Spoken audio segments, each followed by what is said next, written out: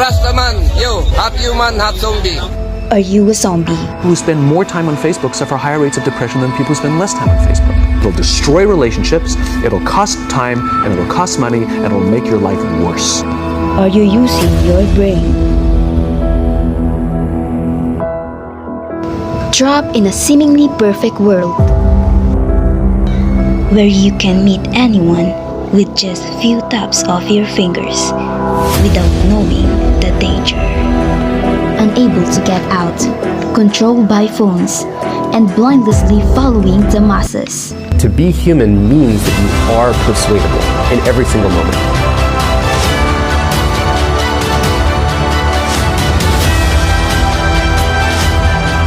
Self-development is the process of developing your body, discovering your personality, and improving your mindset. Get ready for the new and best version of yourself.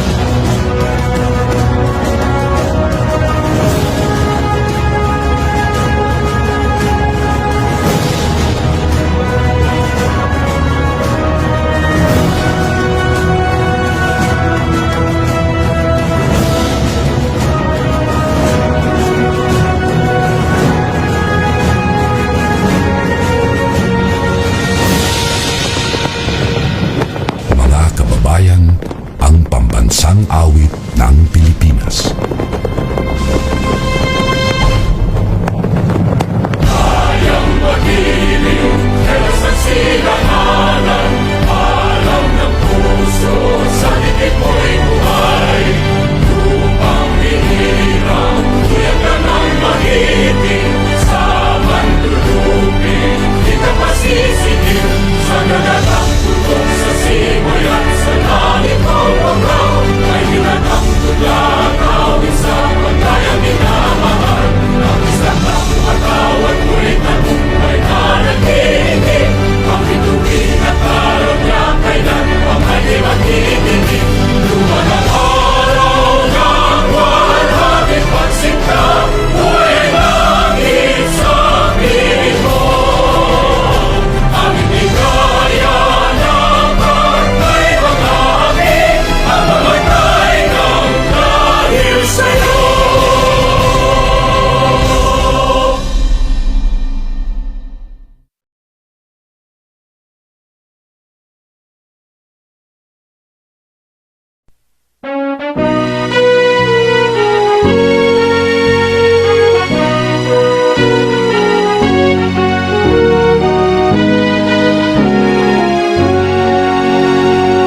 Way back in the days gone by, our school was just a simple one.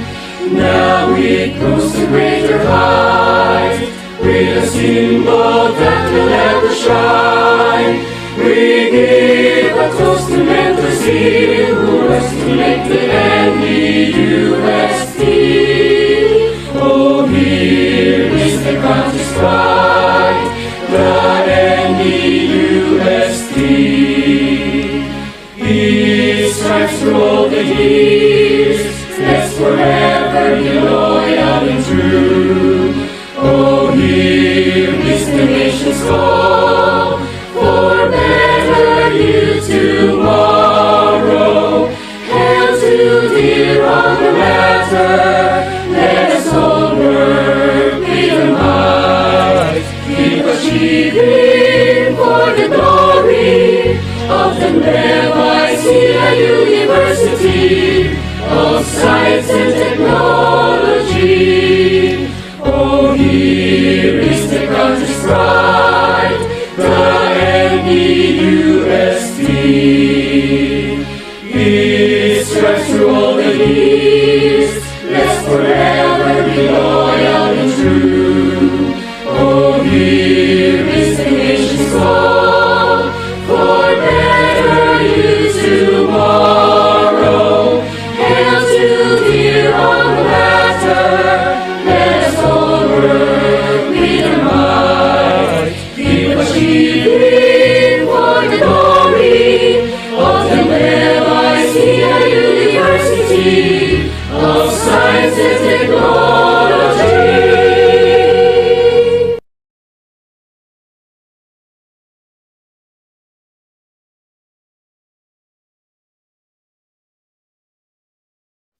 Magandang umaga sa lahat na dumalo sa webinar na ito. Ako ang inyong host, si Pamela C mula sa Bid 1A. Ang title ng ating webinar ay Gen Z, Half Human, Half Zombie, A Guide for Self-Development. Familiar by title? Huwag kayong mag-alala dahil hindi ito tungkol sa politics at hindi ito tungkol kay Rastaman o sa kung sino pa man. Tungkol ito sa iyo. Oo, ikaw. Gamitin mo ang oras na ito para mag-reflect at tanungin ang sarili. Naku, zombie na ba ako? Ano ibig sabihin ito? At kung mapagtanto mo na zombie ka na, paano mo madedevelop ang sarili mo para maging isang ganap na tao? Posible ba kaya? Huwag kayong mag-alala dahil tutulungan tayo ng webinar na ito na paunlarin ang ating mga sarili. Pero bago iyan, humingi muna tayo ng patnubay sa Diyos para maging matagumpay ang ating webinar. Put ourselves in the presence of the Lord. Dear Father, we offer everything and thank you for everyone gathered here today to walk with you.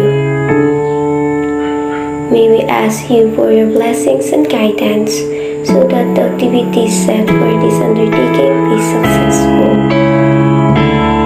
We ask you to open our eyes to see the wonderful things from this activity.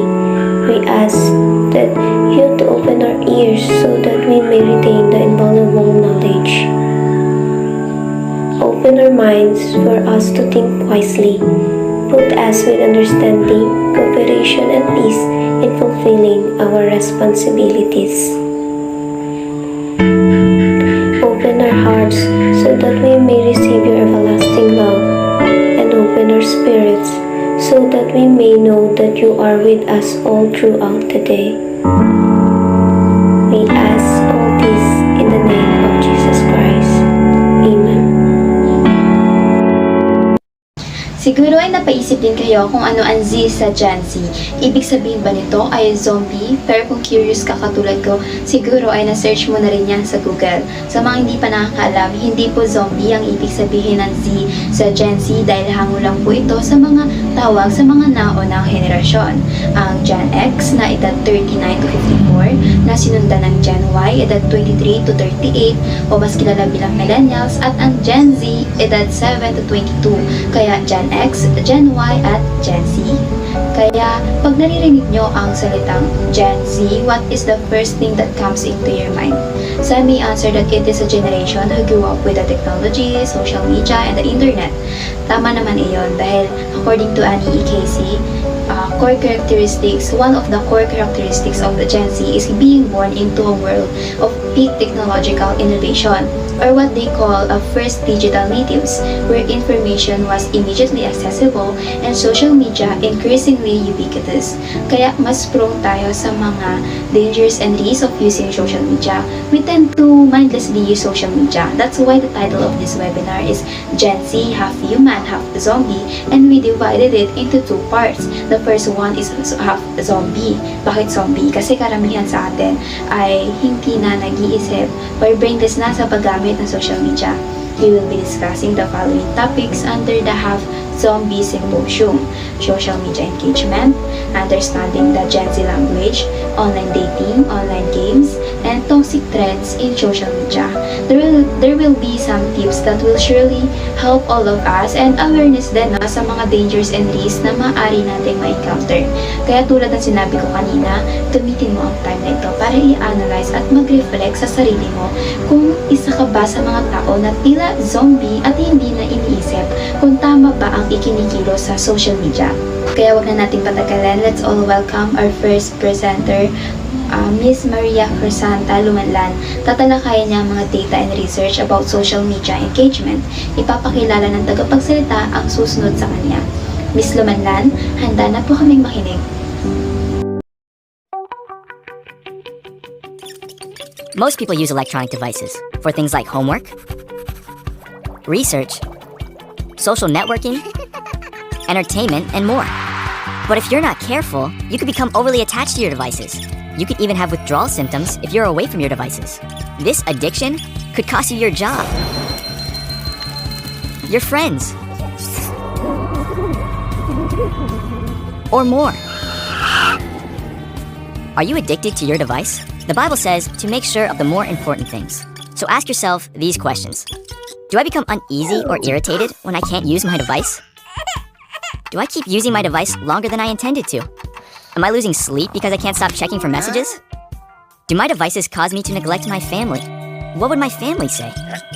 If you answered yes to some or all these questions, don't give up. It's not too late.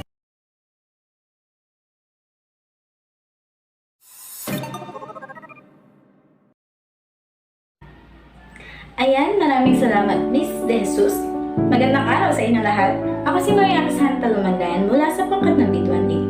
At ngayon naman ay ibabahagi ko sa inyo ang social media engagement. Pero bago yon, may mga idea ba kayo about social media engagement? I-comment nyo yan sa ating comment box.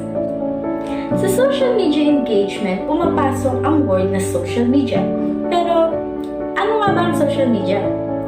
It is a website, an application that enables users to create and share content or to participate in social networking. We also now use it for communication purposes in our daily lives. At marami pang iba. Lalo na ngayon, we use it in our academic dahil sa ating new modality of learning na kung saan pumapasok tayo o uma-attend tayo sa mga classes natin through online. So may mga ginagamit tayo ng mga Zoom and other apps na Google Forms para maka-attend sa klase natin at maipatuloy pa rin ang ating mga pag-aaral. So that is social media. Also, social media have an apps like Facebook, Twitter, Instagram, TikTok, at marami pang iba. And now let's talk about how a person engaged in social media. In their sample graph, it's shown almost 8 Filipinos engaged in social media in 4 hours and 12 minutes. But today, we have an online classes now. All the Filipinos, especially students, teachers, and other applicants that work from home spend their whole time in social media. Now I will show you another graph that it is a usage of social media. Another graph. In this graph, it's shown the usage of Filipinos in social media and how many percent who used in apps in population of Filipinos who will engage in media. And now they spend their time on it. Social media helps people organization to remain connected and updates in everything that was happening in our country. Social media and this modern technology has so much to give Filipino people and help people find ways, help people to find a recent news and help people with advertising. So, totoo nga naman na ang social media ay tinutulungan tayo o mas na-improve tayo na magmagawa yung mga bagay na mas napadali nito. Kagaya ng pakikipag-komunikasyon natin sa iba, pag-post natin ng mga mahalagang impormasyon, at pag-advertise natin ng mga product. Talagang namang nakaka-addict ang ating social media. Nag-i-spend tayo ng malaking time dito sa tulad ng mga videos, pakikinig ng mga musics, pagbabasa sa Wattpad, at marami pang iba. And now, let's move on. And I will give you some tips on how to reduce or balance the addiction and usage of social media. Now, our first step was turn off notification. Turn off notification to avoid any distractions. Kung kaya nyo siyang i-off, just go. Para naman medyo ma-relax kayo, oras sa social media para yung toxic, medyo malilive niya siya. Medyo toxic talaga pagdating sa social media, maraming bashers. So, pwede niyo yung gawin para medyo ma-reduce yung addiction niyo in social media. Next one was, don't have your phone by your release, use to sleep. A lot of people choose to scroll through social media instead of sleep. Avoid it to get your nap at the right time. Sa ating pagtulog, kailangan natin ng between 7 to 9 hours ng pahinga ang isang tao para mapahinga natin at maging healthy pa rin yung ating buong katawan. The third one was place less weight in your personal social media appearance. This causes anxiety and stress. But if you place less importance on what you post, you will be able to free up your mind from this stress.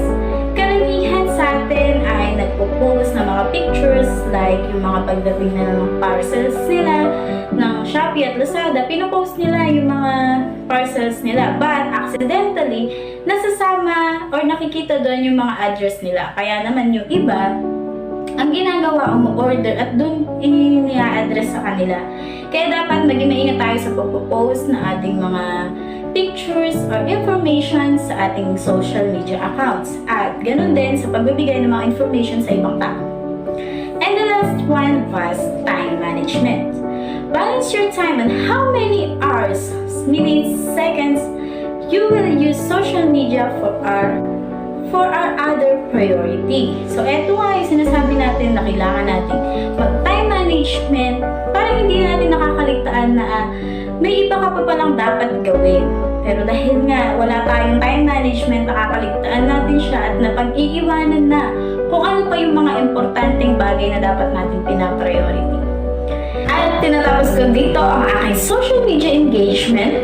Ngayon naman ay ipapakilala ko sa inyo si Miss Joycelyn na kung saan ay mag-share din sa atin ng oversharing in social media.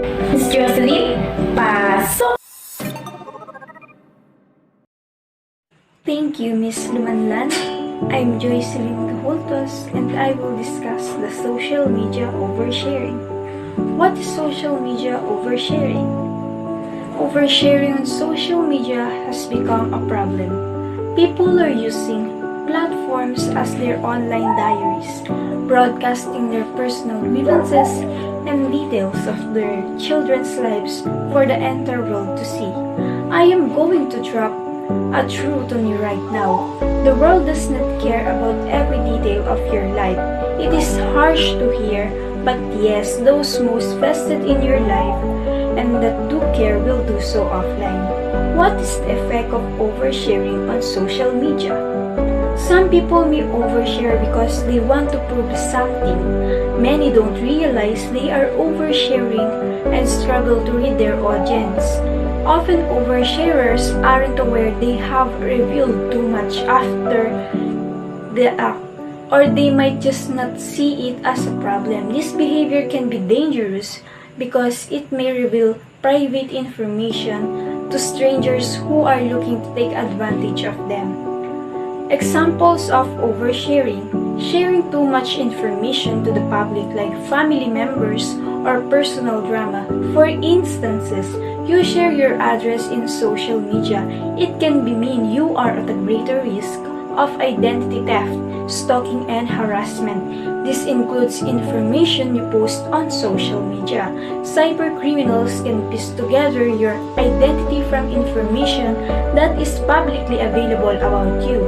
So think about it, what information you are sharing online. Pero ano nga ba ang panganib nito para sa atin? Panoorin natin ito.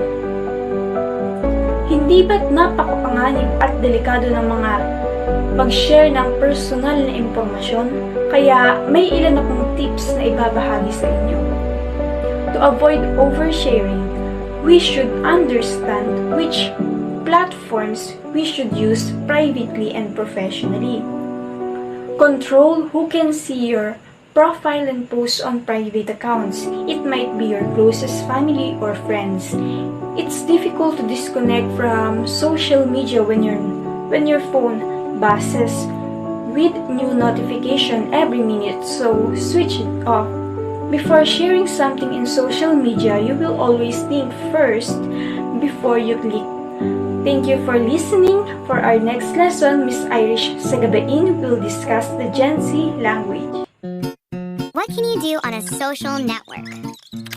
You can connect with people. A lot of people. Share your photos. Tell jokes.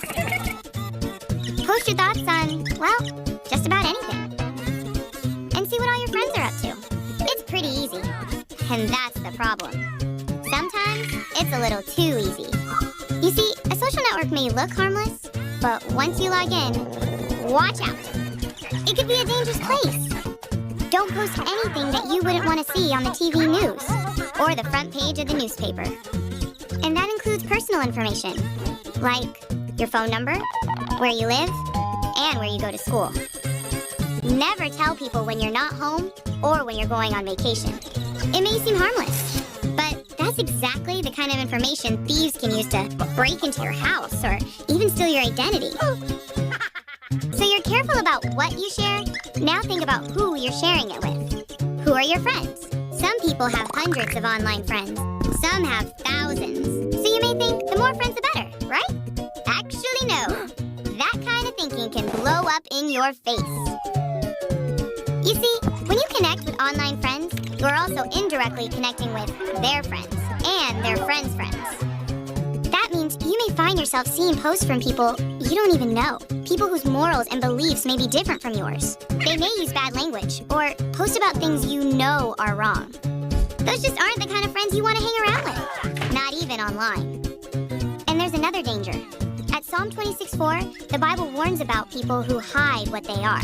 They pretend to be someone they're not and may seem super friendly. But they could be dangerous. So when it comes to friends, you need to be picky. The safest friends online are ones you already know offline. There's one more thing to think about. It has to do with your time. Checking out the latest posts can be addictive. So let's set some limits. And don't let your online life get in the way of your real life. You know, connecting with others online can be fun and safe, as long as you look out for all the dangers. So the next time you log in, be smart. Thank you, Miss Joycelyn Gajultos. Again, I'm Irish Sagabain.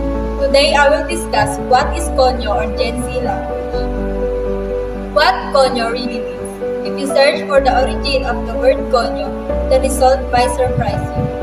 The meaning of the Spanish words Konyo or Coño refers to the female genitalia. It's a common Spanish idiom, often tagged as vulgar, that usually used by local to emphasize a certain emotion. Yet in the Philippine context, the word has entirely different meaning. The word Konyo refers to a language of people speak Taglish, combination of English language and Filipino language. In a fuzzy way, using this language may also exhibit that speakers have limited knowledge of either language and have to code switch. The Konyo language is prominent among youth in the upper class. It's usually heard in everyday conversation among high school and college students who study at expensive college and universities. It has become more than a language as the term has been used to describe people as Konyo. Common Konyo phrases and signs. Do you know someone who unintentionally speaks Konyo or who proudly speaks this way? Here are common phrases you've probably heard or characteristics you've observed from them. Pare, I'm your rider from Gcash Express. Yeah, I'm finna pull up. Where you at, bruh? Oh shit, oh you're going down now? Alright, bet. Yo, sorry, I don't have change for 5 then, pare. I usually use like a jumps kasi. You don't have cash money ba, bro? Sige, I'll spot you muna, tas pay me back na lang. No, here's your package, bro. Ano ba yun, shoes, bro? Dapat sa TNH ka nalang bumili, pare. Dami pa shorties doon na tatawag sa yung pogi, pare. Shee! Yo, I have to take your photo pala, bro. Sige, post ka muna. Alright, ready? 1, 2, and say sheesh! Alright, goods, pare, goods. Alright, sige, I'ma head out. Deliver pa ako to some shorties. Alright, peace, bro. We're done with Konyo language. Let's move on to Gen Z slangs that you probably hear nowadays. Carps, carp short for carpet, another term rug that spells R-U-G. For example, punta akong SM mamaya, carps. Ibig sabihin ay sama ka ba or R-U-G. Scoobs, Scoobs lang came from the dog named Scooby-Doo. His breed is Great Dane that sounds like Dane or Dahin. Another slang term means hindi or no. For example, kapag ayaw mong sumama, you can just say Scoobs mare, dami kong ginagawa or simply means no. Pics short for picture, another term image that can be shortened by IMG. Kaya kung gusto mo sumama, you can just say, sige pics, galang-galang na ako eh. Ibig sabihin ay IMG or I am going. Sags short for saging. At paano ba kainin ng saging? You peel it. Kaya sags means peel it. For example, sags naman ng drama sa movie na to. Ang ibig sabihin ay pilit naman ng drama sa movie na to. Salt literally translate to asin, that means as in. For example, tara sa SM, ang init dito eh, as in.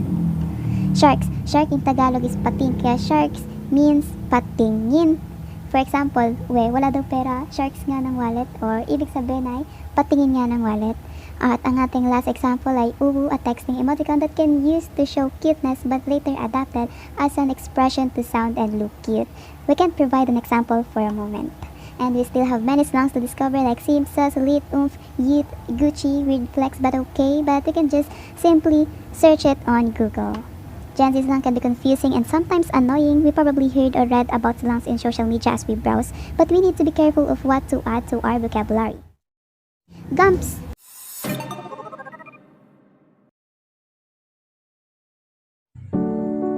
Thank you, Miss Irish Marie Sagabain, for giving information about Konyo or Gen Z language. Good day, everyone. Before I start, I will introduce first myself. I'm Kathrine Dianne Yabut, and I will discuss to you the online dating apps. First, what is online dating? Online dating, also known as internet dating, is a way for people to find and contact each other through the internet. To arrange a date, usually with the goal of developing a personal and romantic relationship. Everyone known about this online dating, especially during pandemic. Many of us were stuck at home, especially teenagers, and suddenly dating apps started to become popular, especially for us. I explained to you what are the good sides and also the bad sides of using dating apps. Starting with the good side. This is the advantage of online dating apps. We can meet new types of people here in the Philippines or even from other country. Some of us use dating app just to remove our boredom from this pandemic. And some of us want to meet our special someone. The disadvantage of using dating app site is because we don't know them very well. There are chances that they are good and some are want to do things so bad. I heard that they are killing because of the online dating apps. They chat and met and suddenly the guy or the girl have a bad intention. So how to be not creepy when chatting with stranger online? I suggest to know the person very well and be careful whoever you chatted in dating app sites.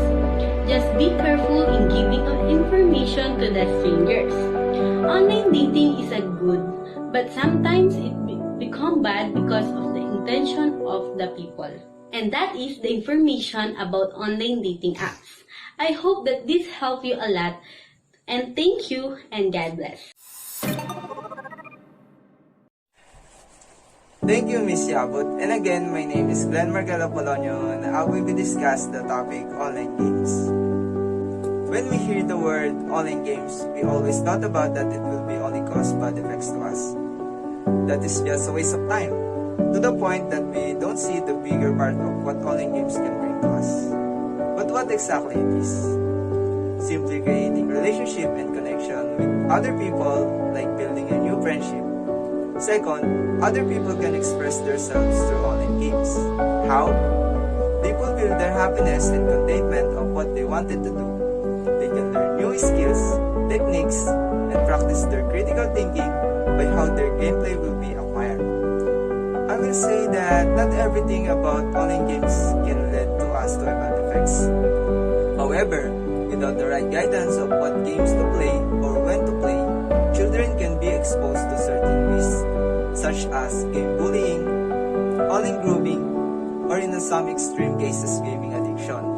Below, we provide advantages and disadvantages on some of potential risks and things you can do to support or avoid young people to these issues to build their resilience and help them make safer choice while gaming. This is the 5 advantages of online games. Number 1, socialize. When playing online games, there is always a tendency to get socialized. Number 2, concentration.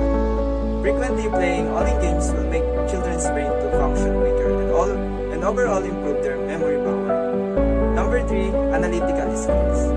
While also online games help to improve analytical skills, using these skills, gamers should be able to respond quickly to the change in the game. Number 4, relaxation. Online games are also known to promote relaxation. Obviously, games are one of the popular choices for entertainment. Number 5, revenue. Online gaming also make it possible to earn money as long as it is right platform. Based on the level of hard work, they can significantly earn potential rewards. But only under the condition of 18 or above age. With decreasing revenue, children might slow positive attitude toward gaming. Now, this is the 5 disadvantages of online gaming. Number 1, cost. The major cost of online gaming comes from the charge of internet connection. The internet service provider may impose large data charge depending on the time that the user spent for gaming. Number 2, security. When playing online games, there is always a risk hacking. Players enter their personal information in online gaming for various reasons. If a hacker managed to hijack this information, they would use it for illegal activities. As a result, the reputation of the player could be destroyed within a second. Number 3 is addiction. Playing online games for extended time period can also lead to addiction. Some gamers are addicted to an extent that they have forgotten. Number 4, cyberbullying.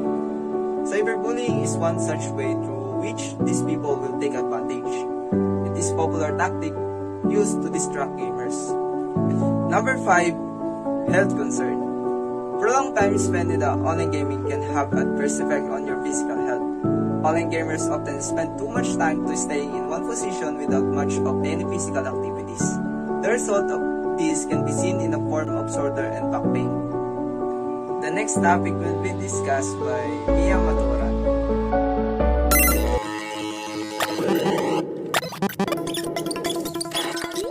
Video games. Masayang laruin at magandang pampalipas oras. Pero gaya ng ibang libangan, baka kinokontrol ka na ng mga video game at hindi mo lang napapansin. Pero kung napupuyat ka sa kakalaro ng video game, sino kaya talaga ang nananalo? Ikaw o ang video game? Nananalo ka ba talaga? Isipin mo to, kapag nawalan ka ng pera, may ibabalik mo pa yon. Pero hindi ganyan kapag nasayang ang oras mo. Kaya masasabing mas mahalaga ang oras kaysa sa pera. Huwag mo hayaang manakawan ka ng oras. Nalilipasan ka ba ng gutom? Hindi nakakagawa ng assignment? At napapabayaan ang sarili mo para lang maabot ang pinakamataas na level? Anong pwede mong gawin para maiwasan yan? Kung nasa kwarto ang nilalaro mo, ilabas ito para makatulog ka. Minsan, okay ring huminto sa paglalaro. Bakit hindi ito subukan ng 1 linggo? Imbis na mag-video game, subukang mag-exercise. Baka nga mas magustuhan mo pa itong gawin araw-araw, kaya okay lang na maglaro ng video game. Pero wag mo namang ubusin ang oras mo doon. May masama pang epekto sa'yo ang video game. Kaya imbis na sikaping manalo sa mga video game, sikaping manalo sa totoong buhay.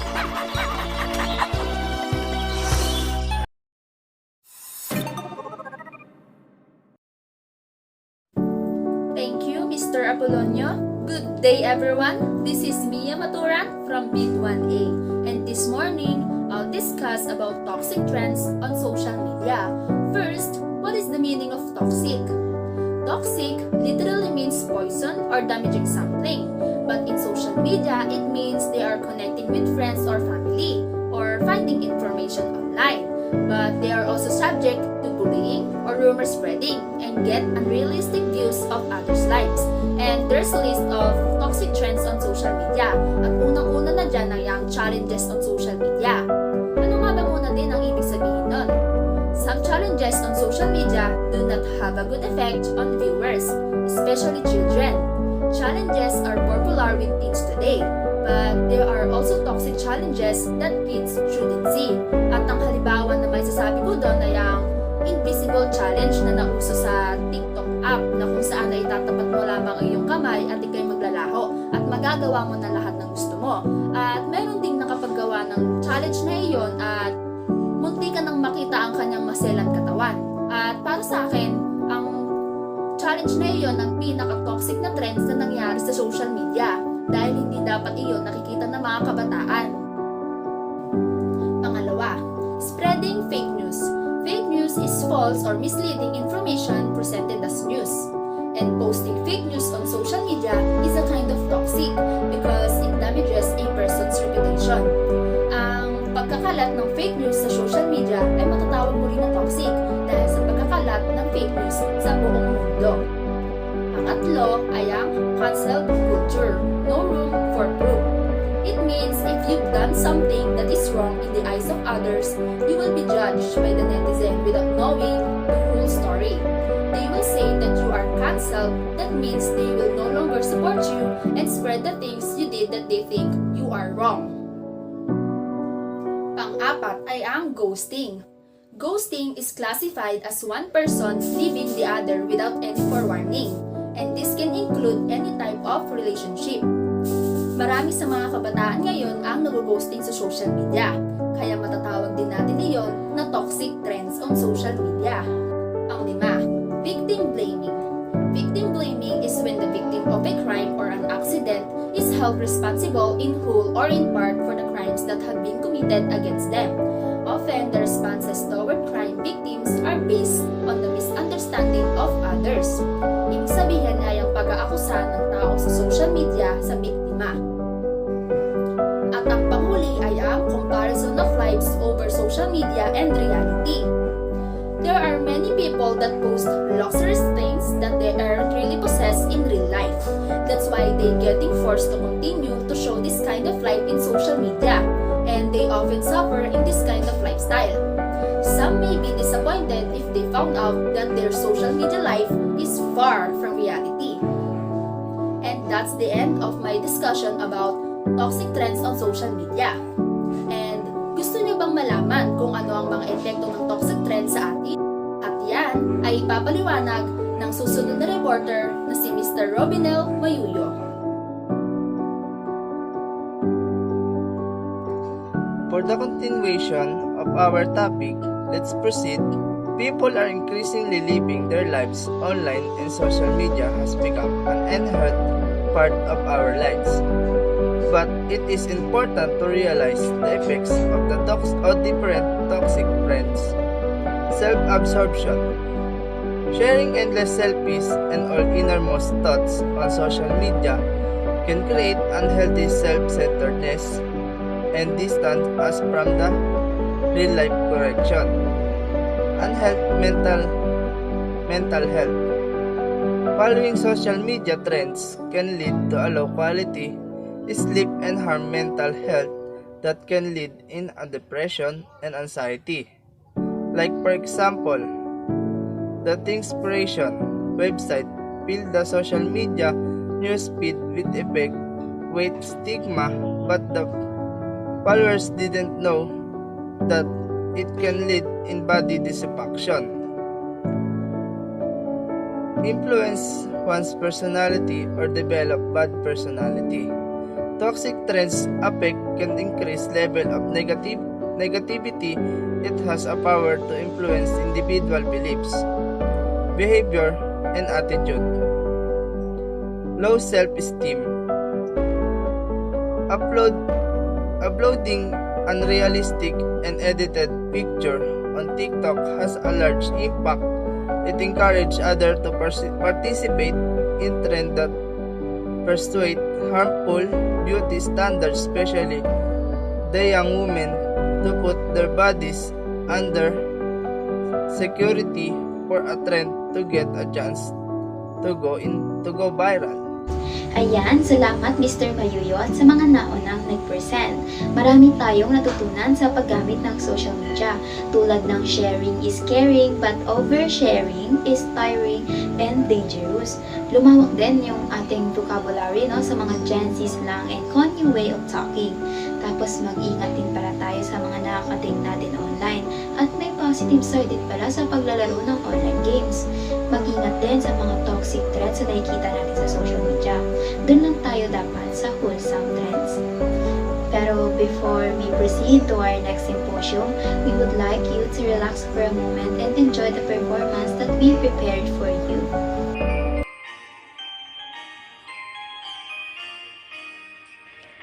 On the first day of Christmas in my childhood memories, a sack full of paper money.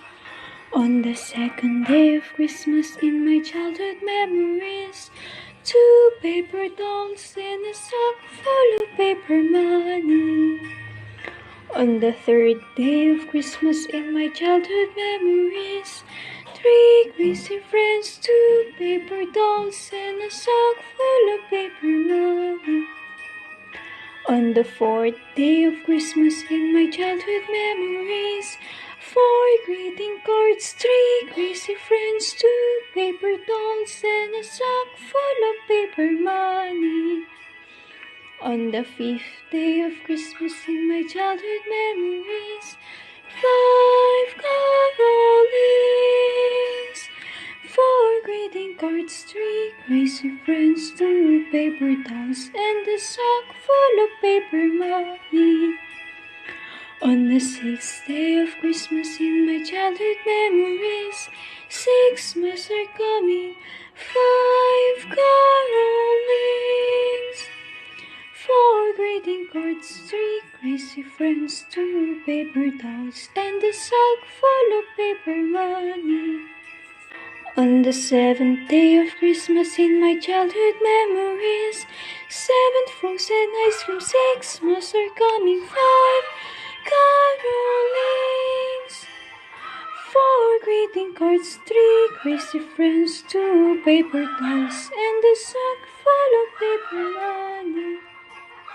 On the 8th day of Christmas in my childhood memories, it got father missing from 7 frozen ice cream, 6 mice are coming, 5 carolings, 4 greeting cards, 3 crazy friends, 2 paper dolls, and a sack full of paper money.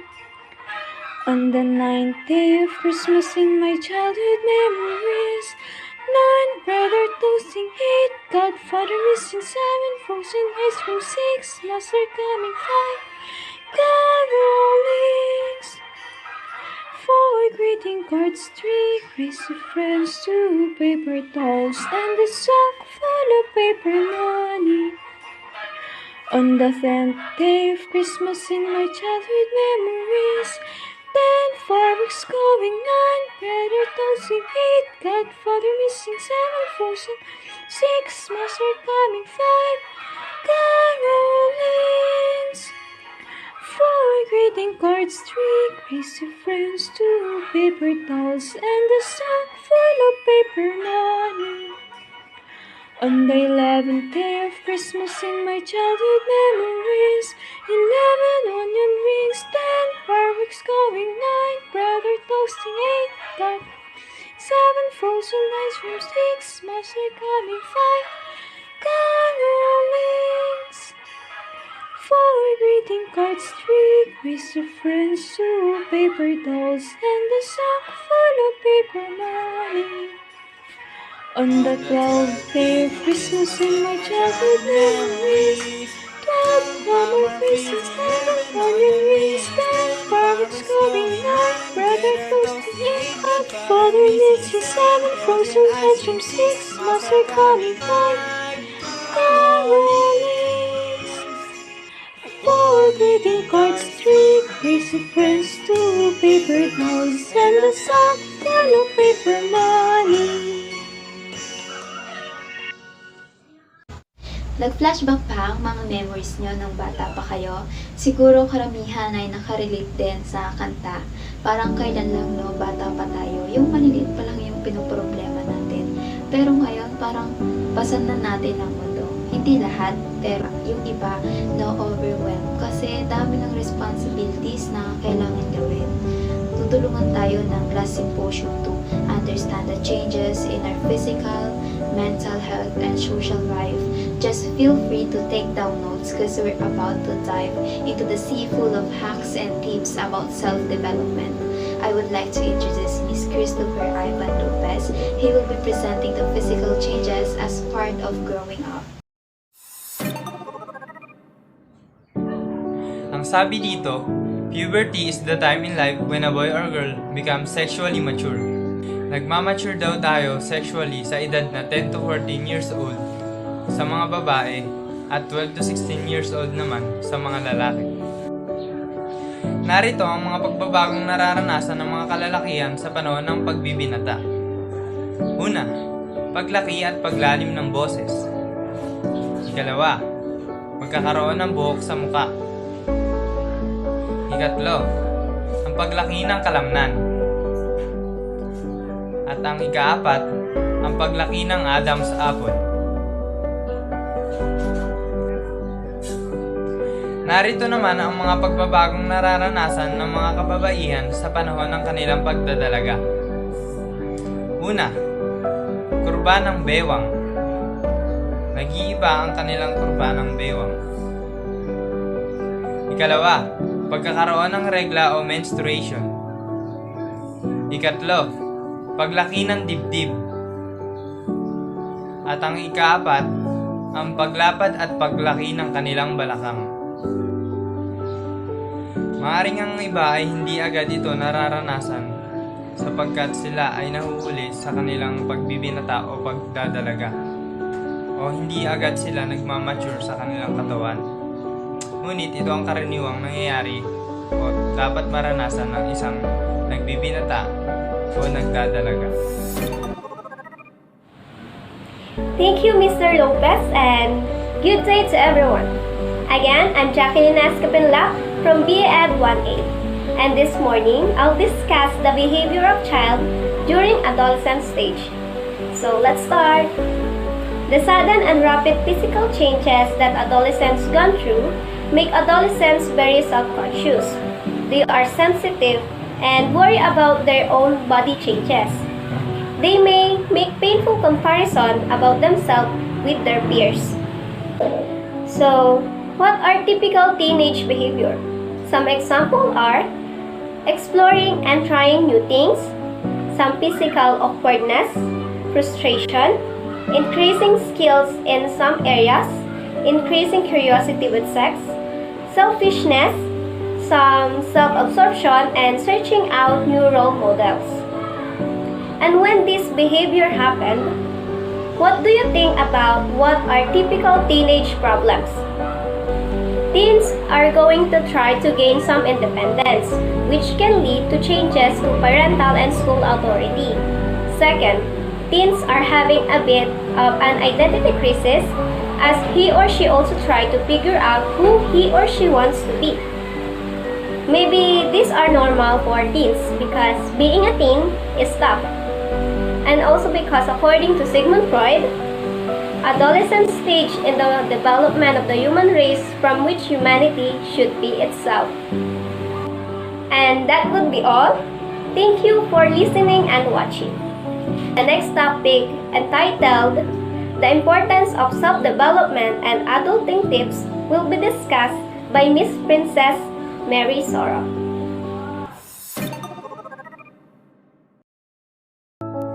Thank you, Miss Jacqueline. So today, I will discuss the importance of self-development or adulting tips. But before of that, ako lang ba yung bata pa lang kung gusto ko na lumaki agad? Kasi gusto ko bilhin yung ganito, ganyan. Paglaki ko, bibilhin ko yung ganyan. Tapos wala kang iniisip na problema. Pero ngayon, parang gusto mo na lang maging bata ulit, di ba? Sa dami ng problema sa requirements, sa bahay, sa love life. Relate ba kayo? So, what is importance of self-development? Self-improvement helps enhance strengths, improve mental health, and even heal relationships. Some ways of self-improvement include simple tasks such as reading a book, trying something new, creating, or even waking up early. There are so many simple, effective ways to start a self-improvement process. Ever since we were young, we were told to excel in academics, focus on getting good grades, and ace our exams. In schools and colleges, the learnings has always been more directed towards academic courses, but what about aspects like self-improvement and personal development that play an equally important role in people's lives? The importance of self-improvement often goes unnoticed. We are either conveniently brushing our shortcomings under the carpet, refusing to face them, or are just happy being ignorant. Truth is, you cannot run away from yourself. The farther you run, the deeper aggrieve you, because there will come a time when all those unresolved emotions will surface, leaving you overwhelmed. So, what should you do? Start with consciously becoming more self-aware, observing your thoughts, emotions, and responses, and deciding to make self-improvement an integral part of your life. Just the way learning should never stop, the same applies for self-improvement. The idea should be to focus on continuous self-development and every stage in our life and becoming better version of ourselves. And that's all. Thank you, everyone. And next topic will be discussed by Miss Shaira Dela Cruz.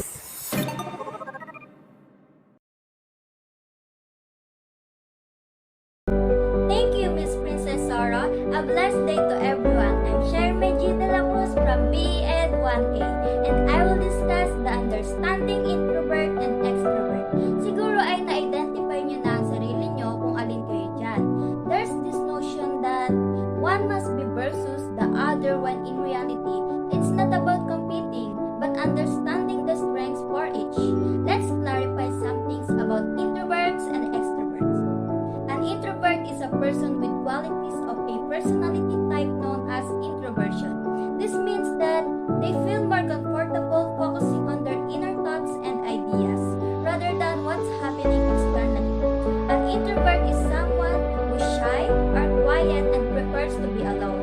They are a little more particular when it comes to choosing who they want to let into their world, and if their presence is more discreet, especially in the beginning, it's not about because they are cold or distant, but because they appreciate the opportunity for listening, retaining, and quiet concentration. Do not underestimate an introvert's ability to bring significant information to the table, but you may need to initiate the conversation.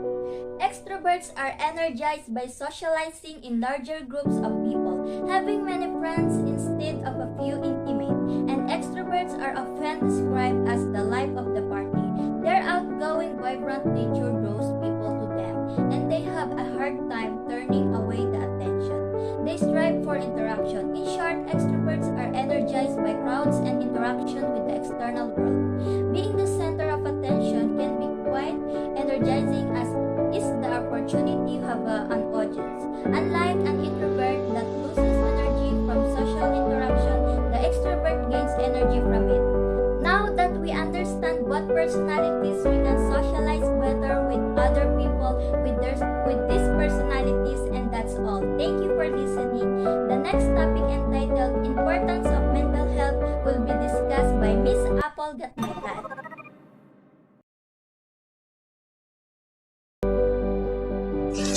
Thank you, Miss Shaira Dela Cruz, sa napakagandang mensahe patungkol sa extroverts and introverts. Tayo ay magpapatuloy. Ang ating tatalakayin ay ano nga ba ang importansya ng mental health, lalong-lalo na sa mga kabataan. Usaping mental health. Sa panahong pandemya, unang tanong ko sa iyo, kaya mo pa ba? Paano nga ba natin mapapangalagaan ang ating pag-iisip sa panahong takot at pagkabahala ang lumalaganap sa lipunan? Ang ating kalusugan ay isa sa mga pinaka-importanteng aspeto sa buhay na nakaka-epekto ito sa ating araw-araw na mga gawain. At dapat natin itong alagaan ng mabuti. Mental health is very important this time of pandemic. Many people experience mental illness because they overthink, that's think that very stressful. Isa ka ba sa kanila? Isa ka ba sa mga taong nakakaranas ng mental illness ngayong pandemya?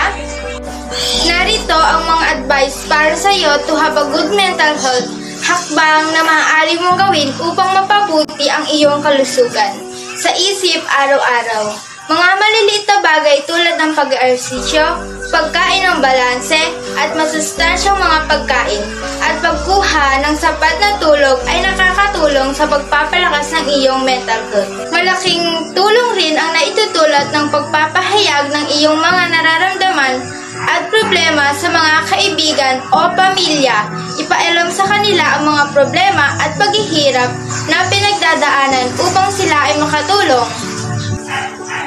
Maaari rin magpakonsulta sa doktor, counselor o advisor para sa masuportahan ka sa pagpapabuti ng iyong emosyonal na kalusugan. Growing depression among youth. Youth is the most prone in depression. Feeling sad or moody sometimes is a part of life.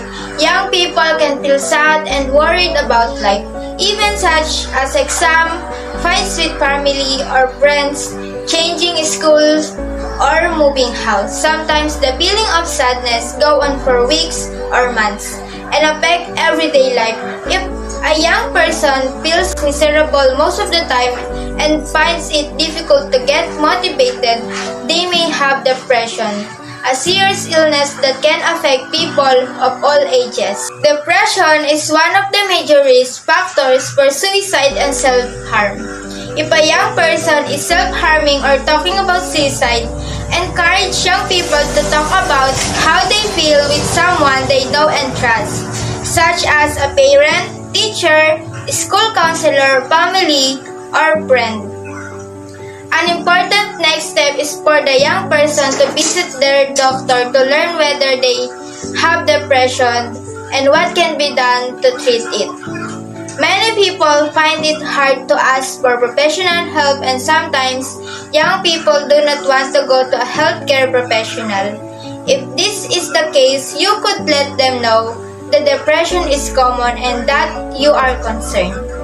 And that's all. Thank you for watching and listening. Our next topic, entitled Tips to Fight Mental Anxiety, will be discussed by Miss Reyes. Thank you, Miss Apple. How to fight mental health anxiety. I understand how difficult things are right now. You might be depressed, lonely, or isolated. However, there is a reason to be optimistic. We do it every time. This truth is obscured by mental illness. You may believe that no one can comprehend your situations. Many others do. Though since they have also been there, it is possible for you to succeed. I will give some strategy that will help you to fight your mental health anxiety. Try this when you're feeling anxious or stressed. First, take a time out, practice yoga, listen to music, meditate, get a massage, or learn relaxation techniques. Stepping back from the problem helps clear your head. The second, eat well-balanced meals. Do not skip any meals. Do keep healthful, energy-boosting snacks on your hand.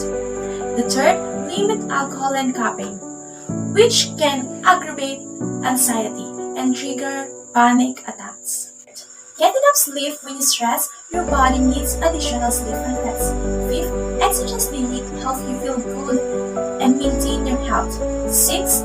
Take deep breaths, inhale and exhale slowly. 7. Count to 10 slowly. Repeat and count to 20 if necessary.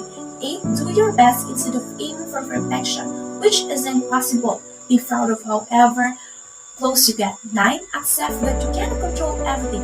Put your stress in perspective. 10. Welcome humor. A good laugh goes a long way. 11. Maintain a positive attitude. Make an effort to replace negative thoughts with positive ones. Be active in your community, which creates a support network and gives you a break from everyday stress. 13. Learn what triggers your anxiety. Is it work, family, school, or something else you can identify? Write in a journal when you're feeling stressed or anxious and look for a pattern. 14. The last one, talk to someone. Tell friends and family you're feeling overwhelmed and let them know how they can help you. Talk to a physician or therapist for professional help. I know recovery can be difficult to achieve. It was intended for you. However, the benefits are substantial. It's possible that you make mistakes, face losses, and disappointments, and become discouraged. We're all guilty of it, but it's all part of the adventures. The road to recovery is not easy. You must never surrender. Every step you take will make you stronger. It only takes a short while for you to recuperate, but you must be patient and cautious. You can get better even if you've been suffering for a long period. Allow your fears to inspire you. Many people suffer from mental illness of that sort, and you can too. Like Ma'am Faith said in the webinar that I watched about understanding and coping with mental health issues, Ma'am Faith said that lagi natin tatandaan na the self-care is definitely a very good coping for the mental health struggles. Salamat Miss Alpa Reyes at sa mga naunang mga presenter. Marami din tayong natutunan, no? Ang physical and behavioral changes at mga personalities that we develop as we grow old. Adulting tips na bagay sa atin at naidiin din yung mga importance ng mental health. Merong programa ang Guidance Office na ina-upload tuwing Monday sa ating co-ed Facebook group na Mental Health Mondays, usap tayo as a friend. Mas marami tayong matututunan doon, kaya abangan natin yan every Mondays. Ayan, malapit nang matapos ang ating webinar. Gusto ko lang magpasalamat sa mga naging bahagi nito. Salamat sa mga galing nating mga presenter at sa mga tumulong sa atin sa pag-supervise, sina Sir Joshua Baning at Sir Lemar de Galino. At pinasasalamatan din namin ang aming guro na si Ma'am Faith Cuevo, ang dahilan ng webinar na ito. Salamat po sa inyo at hanggang sa muli.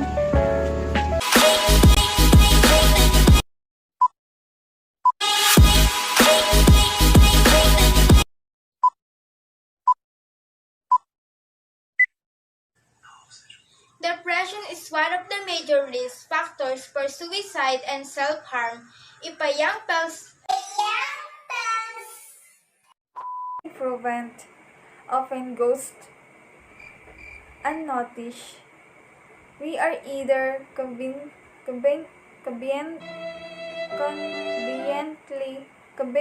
brushing our sensitive and worry about their own body changes. They may be painful comparison about themselves. And this morning, I'll discuss the webinar. Thank you, Ms. Lumanlan. I'm Joycelyn Gajultos, and I will discuss the O-social. Narito ang mga kaganapan o Narito ang mga I have here an exam. Hi! Magandang umaga sa lahat ng dumalo sa ating webinar na may pamagat na Gen Z, Half Human, Half Zombie, A Guide for Self-Development. Development.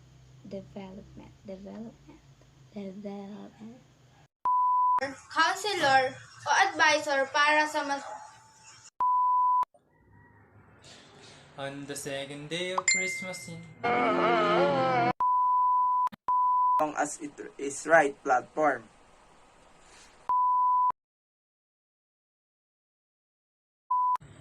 On the 12th day of Christmas in my childhood memories, 12 ham are praising. 11 onion rings.